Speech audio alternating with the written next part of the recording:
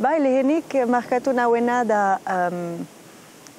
komunitate ezberdin hauek hautatu ditut, zeren barnean diren populazioak ezberdinak dira, zeren Euskal Herriko leku ezberdinetatik etorri dira.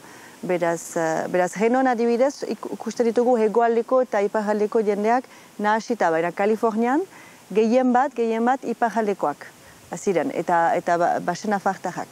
Gero, dira ere bai nafartarrak, baina gehien bat hala ere iparraldekoak. Aldiz, joiten main gira Boizira, hor gehienak bizkaitarrak. Beraz, lehenik honek markatu ninduen.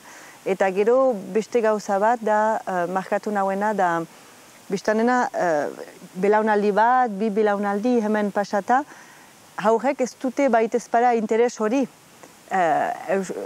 Euskalduna den gauzentzako interes hori. Eta beraz, Euskal komunitate guzietan, bada krisi hori ez. Saiatzen da jendea gaztean erakartzen, baina ez da baitezpada erresa, baitituzte lagunak ez direnak Euskaldunak, baitituzte beste aktivitate batzu futbol amerikanoa bezala edo futbola bezala eta hori guzia.